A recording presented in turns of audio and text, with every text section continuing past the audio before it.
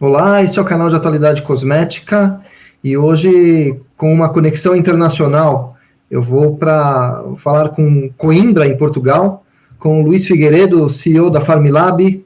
Tudo bem, Luís? Tudo ótimo, Alani, e por aí? Tudo bem, na medida do possível. Luís, antes da gente começar, eu queria que você falasse um pouquinho das operações da Farmilab, qual que é o papel que vocês desempenham aí em Portugal e aqui no Brasil. Muito bem. Bom, então aqui a Farmilab, nós estamos aqui sediados em Portugal. Nós somos uma empresa com 8 anos de mercado e que estamos especializados na área cosmética. Trabalhamos com indústrias cosméticas muito focados em marcas internacionais, portanto, nesta ajuda de entrada aqui no mercado europeu.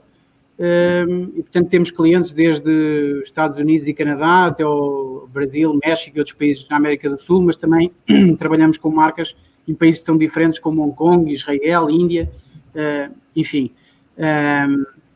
Nós, na verdade, no Brasil, acaba por ser onde temos o maior número de clientes, até por uma questão da língua e da ligação cultural que temos. Portanto, o nosso trabalho parte muito... a empresa, ao longo dos anos, foi se especializando ao longo de todas as etapas, ou seja, quando nós montámos a empresa, nós fazíamos apenas regulatórios, fazíamos muito o processo de registro dos produtos aqui no mercado europeu, mas fomos entendendo e fomos percebendo a necessidade do mercado de ajudar em muito mais etapas.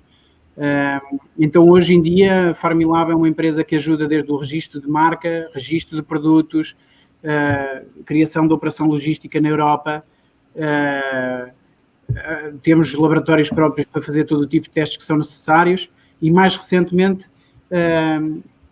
introduzimos aqui um novo projeto que se chama Cosmetic, que pretende aqui dar o último passo, que é a aproximação ao mercado. Ou seja, é um projeto que permite fazer uma avaliação do mercado antes de começar propriamente a vender, entender como é que o mercado funciona na Europa, entender as especificidades de cada um dos países, e depois faz a ligação com distribuidores em todo o mercado europeu através de uma plataforma que vai ser lançada agora em junho. Então eu arrisco-me a dizer que neste momento, aqui dentro, entre a Farmilab e a Cosmetic, nós na verdade conseguimos cumprir praticamente 100% das necessidades aqui das empresas. Perfeito. E olhando um pouco para o mercado europeu, Luís, Europa está iniciando aí, alguns países de forma mais avançada, outros menos, mas está, em linhas gerais, iniciando um processo de reabertura, de desconfinamento. Como é que o mercado de beleza está sendo retomado aí na Europa? Sim. Bom, é assim, aqui a Europa sentiu esse impacto da pandemia, começou a senti-lo antes do Brasil, não é? E mesmo antes dos Estados Unidos. Portanto, aqui principalmente foi por Itália que começou aqui o foco dentro do mercado europeu, logo a seguir à China. Depois houve principalmente Espanha, muito pouco tempo depois foi bastante afetada, depois acabou por se espalhar um pouco por toda a Europa, agora mais ultimamente o Reino Unido, foi o último país a ser mais afetado e que ainda está numa fase um pouco mais atrasada no processo de melhoria.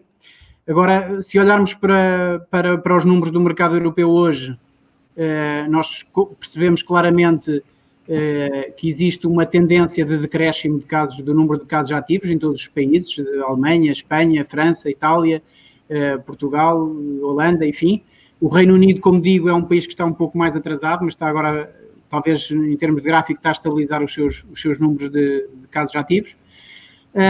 E, portanto, tem-se assistido aqui a uma retomada e a uma abertura destas medidas de confinamento que fez parar grande parte dos países, quase todos os países da Europa tiveram períodos maiores ou menores, mas estamos a falar sempre de semanas, 2, 3, 4 semanas ou mais, em alguns países, em que estiveram completamente encerradas as atividades e o comércio em geral e as empresas, tirando os bens essenciais. Mas hoje em dia já, principalmente a partir do princípio deste mês, a partir de maio, começou-se a assistir a uma retomada em quase todos os países. É uma retomada que é faseada e que vai sendo concluída agora durante o mês de junho. E, portanto, eu diria que no mês de junho, no final do mês de junho, nós vamos, se obviamente os números se mantiverem com esta progressão que estamos a ver, vamos assistir a uma retomada com muito poucas limitações de todas as atividades normais aqui no mercado europeu. Perfeito.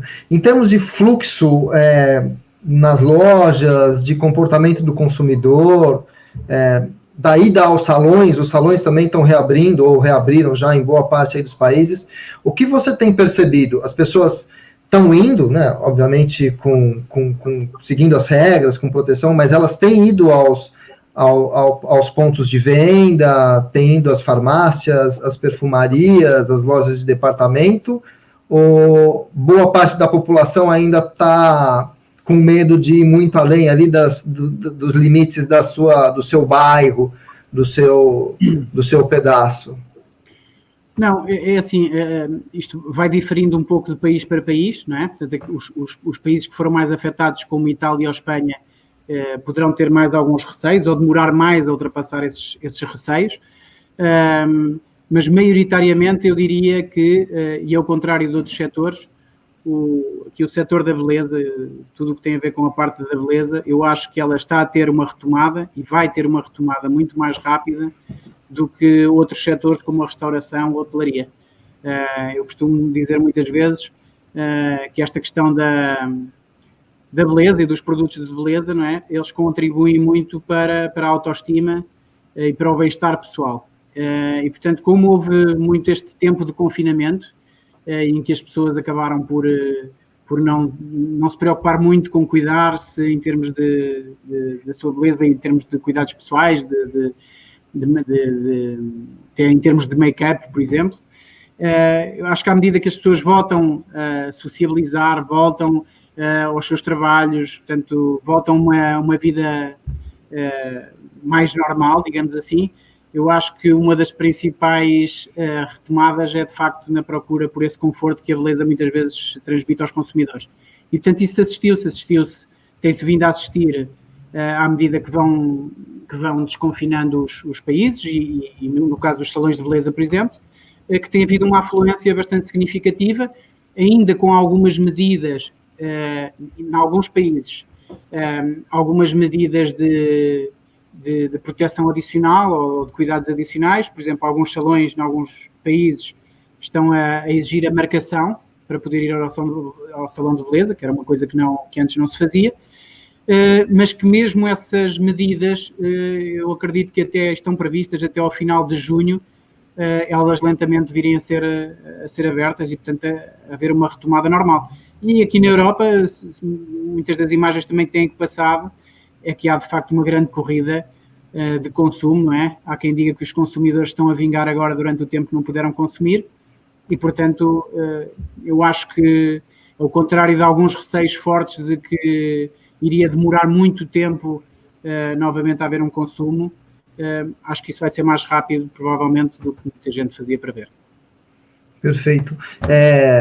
Eu imagino que durante, quer dizer, março, né, abril, quer dizer, o pico, a locomoção entre os países de carga, a gente sabe que as coisas, né, essa área não deixou de operar, os portos, de alguma forma, acho que continuaram operando, mas imagino que tenha sido muito mais difícil. Nesse processo, a indústria europeia e os varejistas, né, como é que está a questão dos estoques?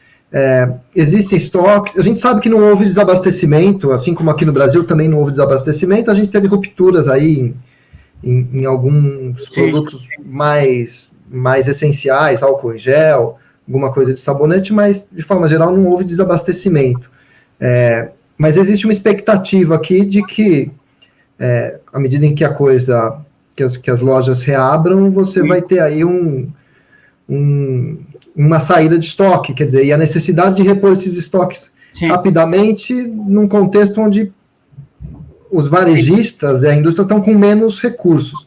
Como é que isso está se dando aí na Europa? De facto, ali, portanto, durante o meio do mês de março até meio do mês de abril, houve de facto aqui um período em que estas operações logísticas estavam muito mais condicionadas e o transporte de mercadoria estava mais difícil, estava com mais restrições.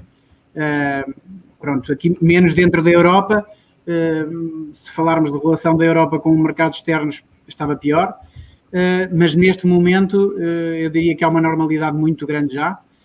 Pode haver pequenos atrasos, mas que na verdade nós não temos sentido de algumas encomendas internacionais que recebemos aqui, quer para a parte de laboratório, quer para clientes que estão a começar a enviar stock, e portanto não se sente praticamente atraso nenhum.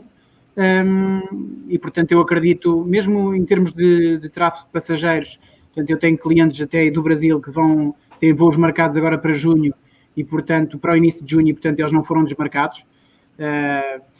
Por exemplo, houve aqui, por exemplo, a companhia aérea portuguesa, a TAP, tinha previsto uma regra nos voos de ocupação máxima de 50%, penso que era 50% ou 60%. No entanto, essa medida já caiu, portanto vai ter uma ocupação normal. A única obrigação que há é a utilização de máscara durante o voo. Portanto, quando assistimos já a um desconfinamento a nível de voos de passageiros a este nível, em termos de carga, eu diria que se não estamos já com a normalidade retomada durante este próximo final de mês, vamos retomar. Perfeito.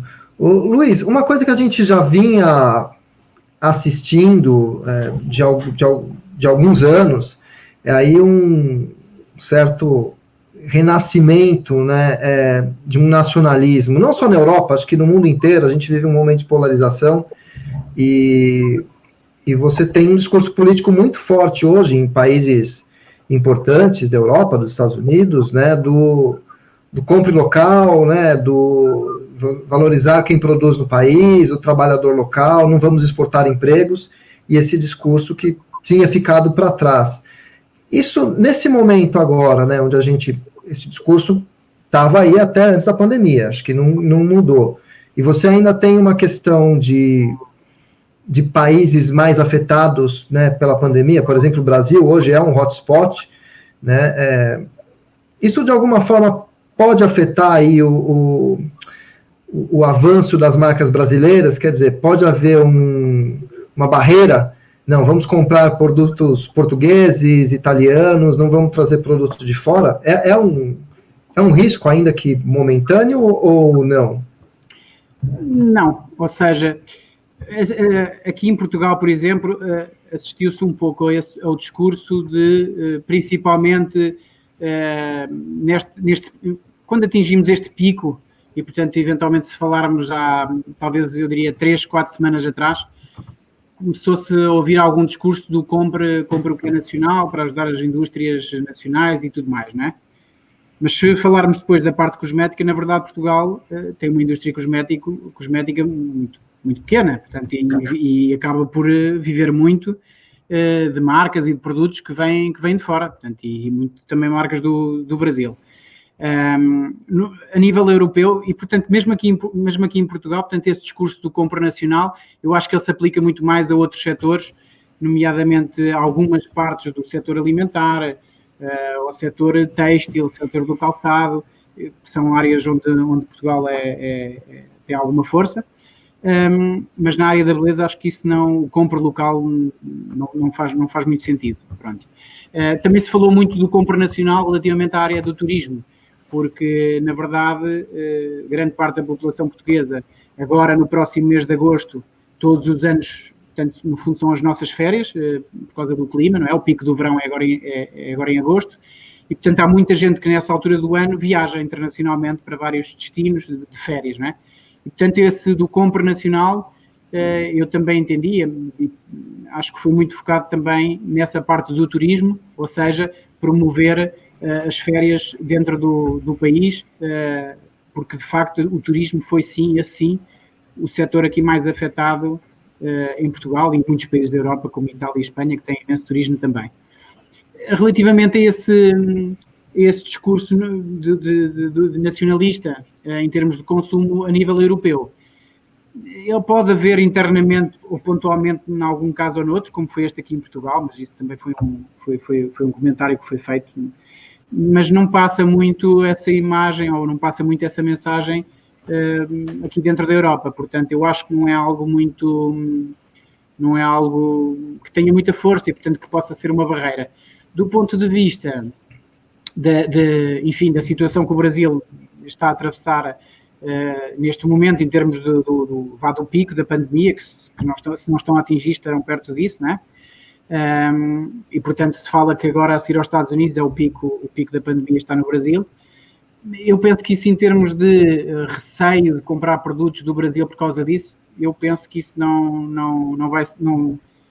é algo que esteja enraizado no consumidor, essa preocupação. Portanto, acho que isso não vai ser uma barreira, até porque ainda ontem ouvi aqui nas notícias uma das técnicas da OMS a dizer que provavelmente não vai haver uma segunda vaga, não é? Que era um dos receios. A OMS também já está a pôr em questão se o vírus de facto representa um perigo, a sua permanência nas superfícies, porque era uma das coisas que falava das encomendas, que era, se eu mando vir uma encomenda, falou-se muito disso na altura da China, quando se mandavam vir coisas da China, na altura em que a China ainda estava com os piores números, se poderia ser um foco de infecção, um perigo,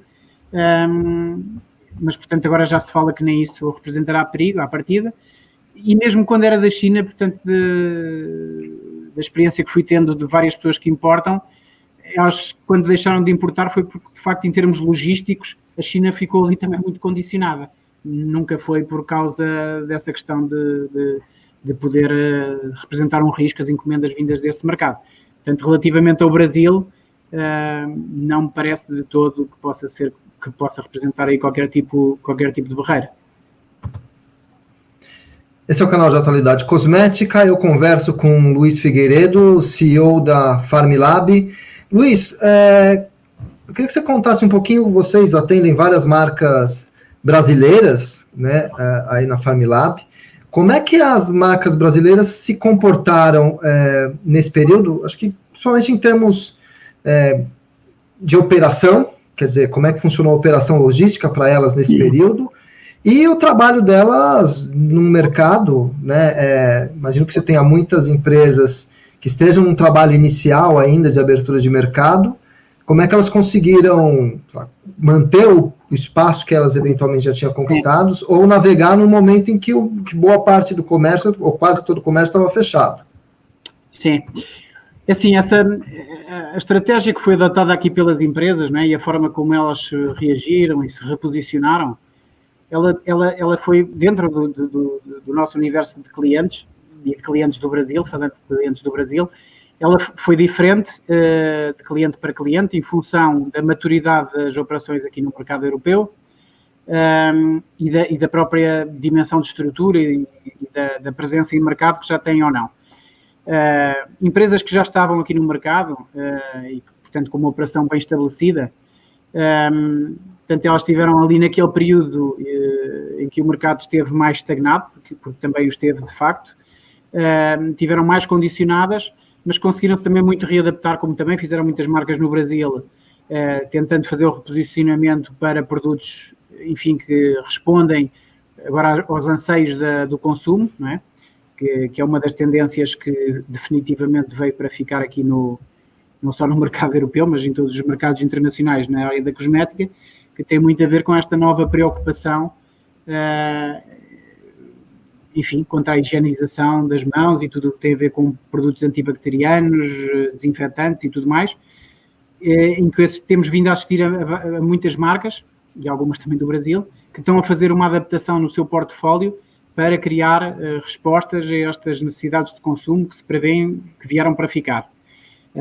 E esse também é um desafio interessante das marcas entenderem, porque ele pode ser feito de várias formas, uma vez que este tipo de produtos ele acaba por ficar naquilo que se chama os borderlines de classificação entre um produto cosmético e um produto biocida, que no Brasil chamamos de saneantes. Então, em função da formulação do produto, do rótulo do produto, ele pode cair numa destas duas categorias, e o facto de ele cair numa ou noutra categoria, ele depois pode ter implicações consideráveis em termos de operação, porque só para dar aqui um exemplo muito rápido, um produto, enfim, que sirva para lavar as mãos e que tenha uma propriedade, que tenha propriedades antibacterianas, se essas propriedades forem consideradas secundárias, ele poderá ser registado pode ser enquadrado como produto cosmético.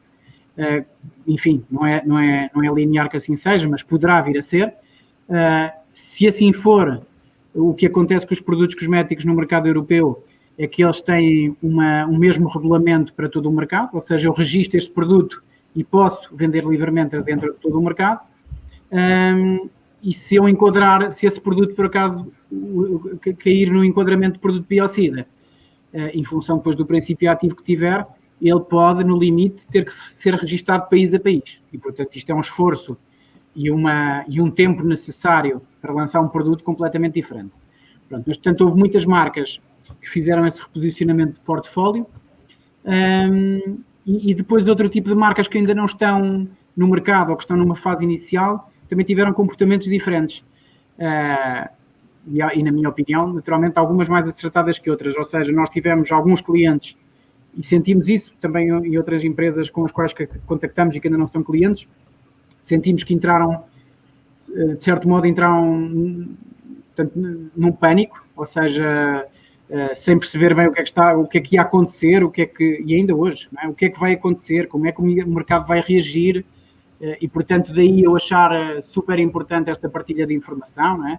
No fundo para também tentar dar aqui uma perspectiva do que se vai passando e tranquilizar um pouco as pessoas.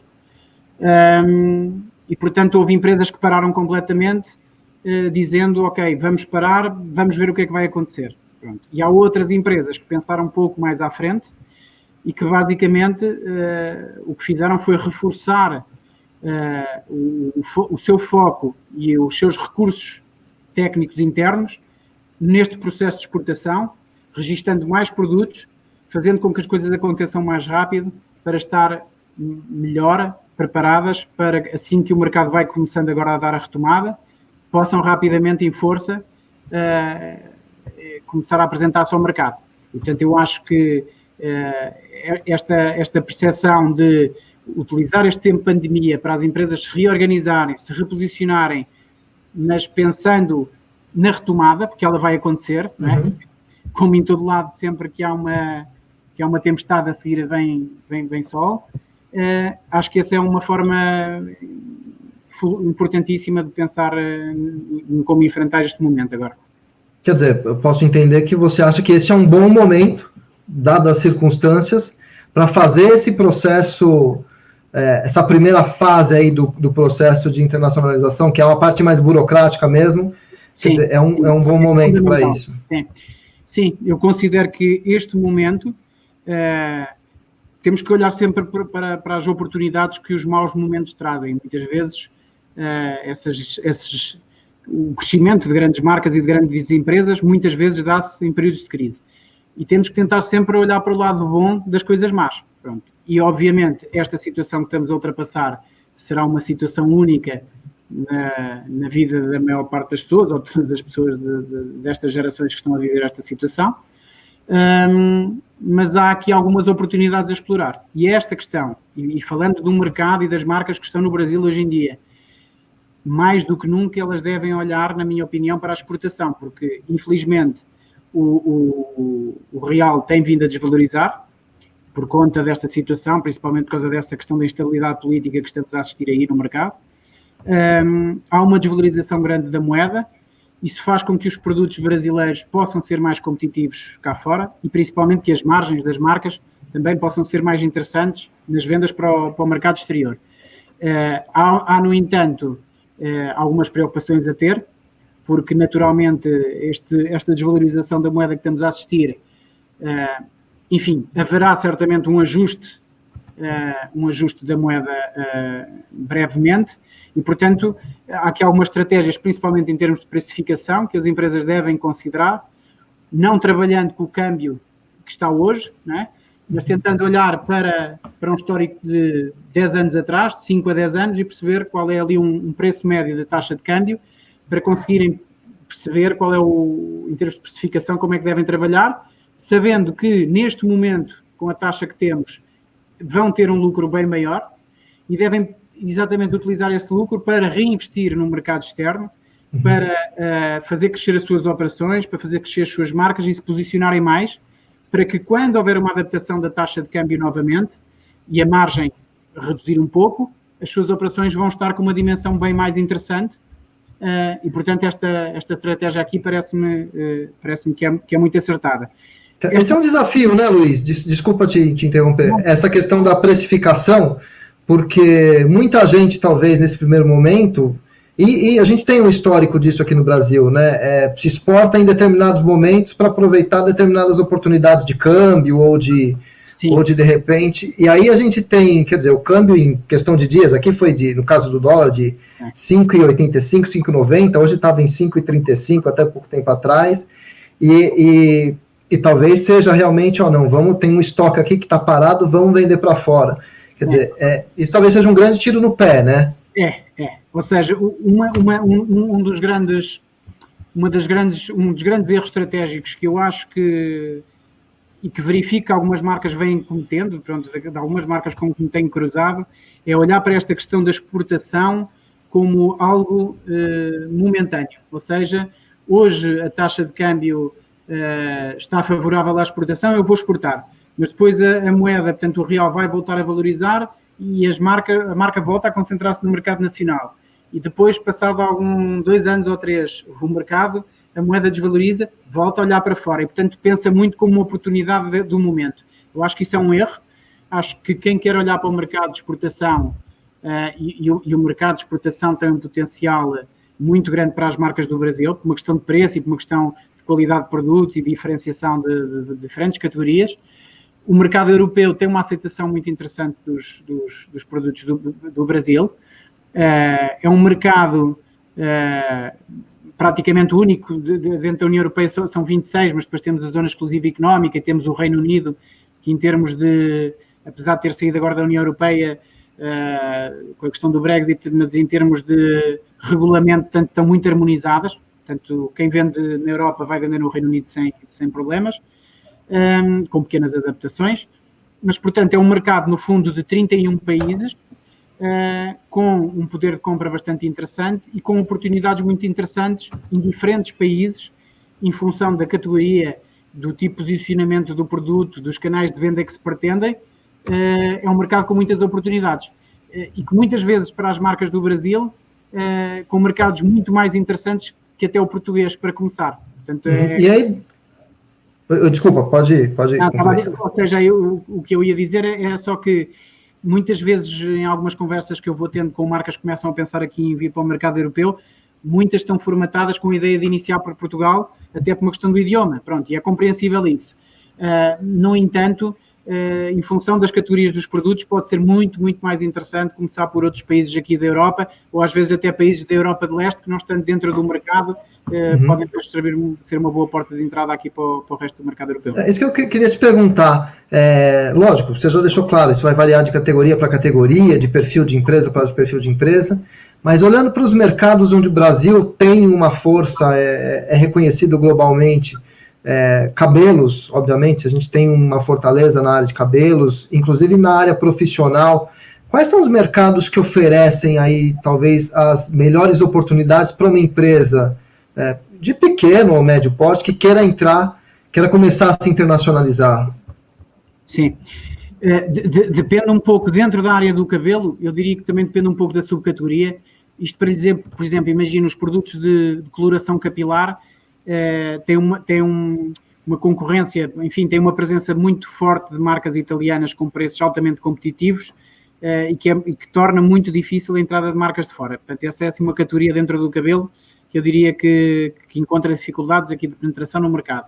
Mas em todas as outras categorias, o Brasil, de facto, é uma referência na área do desenvolvimento cosmético capilar, está muito ligada ou muito reconhecida também à questão dos alisamentos e tudo mais, mas existem marcas com portfólios super interessantes em termos de cosmética capilar fora da parte do alisamento também.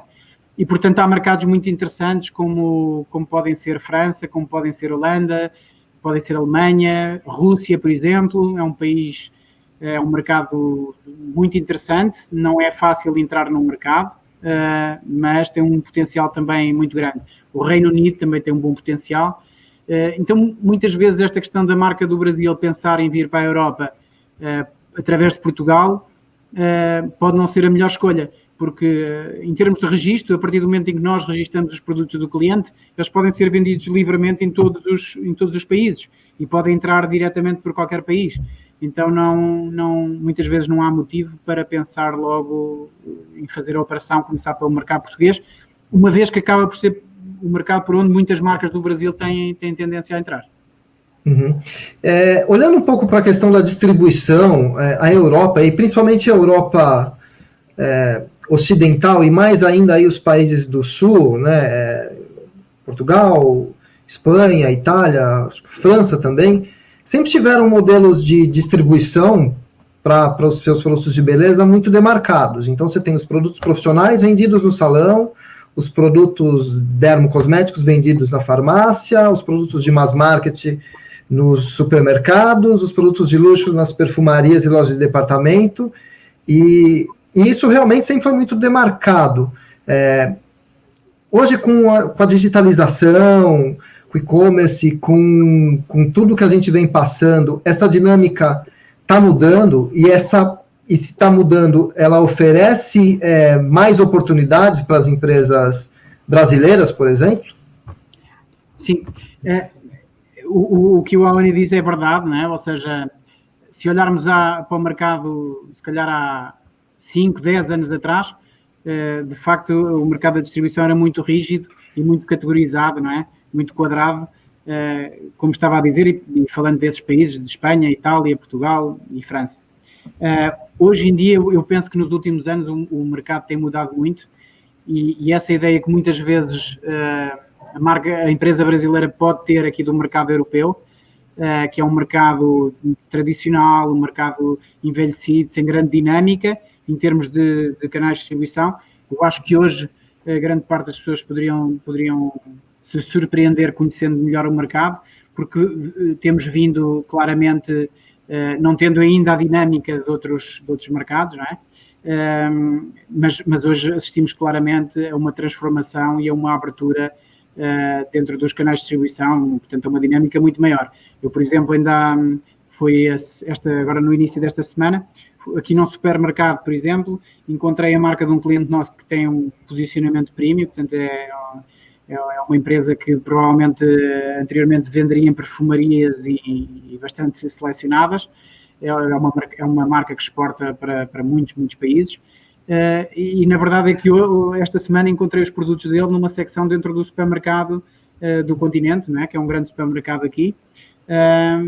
E, portanto, dentro dos supermercados, por exemplo, a área cosmética tem aumentado muito a sua área, a presença tem aumentado bastante, e com categorias bem diferentes daquilo que estávamos habituados a ver. Então, acho que temos vindo a assistir aqui a uma dinâmica crescente, que poderá ser acelerada agora pela necessidade de inovar, pela necessidade de provocar o consumidor com diferentes estímulos e com diferentes ofertas, até por conta dessa pandemia e, portanto, dessa necessidade de retomar o consumo o mais rápido possível. Acho que vamos aqui assistir a uma dinamização ainda maior do que aquilo que temos vindo a notar até agora.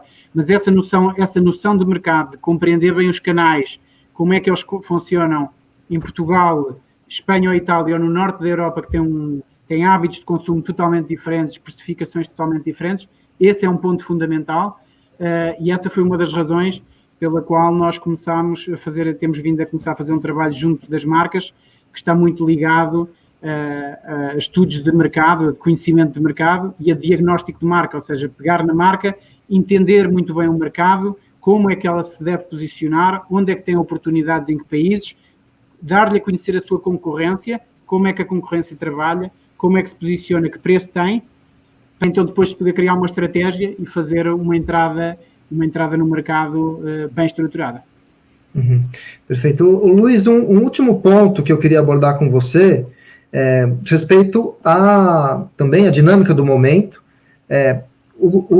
Os varejistas, os lojistas, né, os distribuidores e, obviamente, os consumidores europeus, eles continuam abertos neste momento aí, né, do pós-pandemia, a experimentar marcas novas, a fazer um investimento num produto de uma marca que ele não conhecia, do Brasil, por exemplo.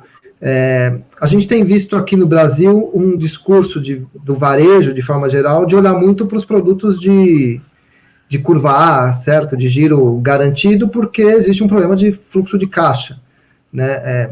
Que já existia antes e que aqui no Brasil se acentuou. Logicamente, a dinâmica aí de consumo na Europa são países muito mais ricos, os governos têm apoiado de forma muito mais ostensiva, né, as empresas, tem muito mais recursos circulando aí para isso. Você acha que isso faz com que ninguém vá deixar de experimentar um produto novo para comprar uma marca segura, fazer uma compra segura? Eu acho que aí, nesse ponto, há uma grande diferença na forma como, do ponto de vista financeiro, os países aqui na Europa tentaram criar medidas para combater a crise económica que esta pandemia tem provocado, né? Provocou na Europa e provocou em todo o mundo, mas houve uma reação económica muito forte dos países e em certa medida, portanto, de forma bem concertada, bem conjunta de todos os países aqui da União Europeia, quer durante estes últimos 2 meses, em que, por exemplo, para terem uma ideia, uma empresa que tenha parado as suas atividades, ou seja, que tenha dado início ao chamado processo de layoff, basicamente que é parar as suas atividades porque teve uma redução de faturação bastante grande, portanto podia parar as suas atividades, sendo que o custo com os seus trabalhadores, dos salários dos trabalhadores, a empresa tinha, comparado com o custo que tinha anteriormente, pagou apenas 16%, cerca de 16% desse custo, e o resto do valor foi financiado pelo Estado, a fundo perdido. E quando a empresa reabre, ainda recebe um prémio por cada posto de trabalho que manteve. Então, essa foi uma preocupação, é um exemplo das preocupações que houve, que têm vindo a haver durante estas últimas semanas, estes últimos 2 meses, e em termos de apoios financeiros que estão previstos através da emissão de dívida conjunta aqui nos países da União Europeia, quer para injetar nas economias, quer junto das empresas, quer junto das pessoas em termos de recuperação de empregos, de apoios a novos investimentos, isso vai fazer com que, ou seja, isso foi feito, a estratégia disso, de facto, é combater um possível decréscimo em termos de consumo, não é? Em termos de atividade económica dentro dos países, e, portanto, eu não diria que vai combater a 100%, mas vai minimizar muito esses possíveis impactos e vai fazer com que, de facto, estes níveis de consumo e este interesse dos consumidores por irem às lojas e continuarem a experimentar novos produtos, portanto, ela não tenha uma contração como pode vir a ter no Brasil por falta, de facto, destes apoios financeiros. Perfeito. Eu conversei com o Luiz Figueiredo, CEO da Farmlab. Luiz, muito obrigado. Obrigado eu. E que o mercado aí também retome rapidamente. E pronto, e que em breve estejamos todos juntos novamente. Perfeito, assim esperamos. Grande abraço. Abraço. Obrigado.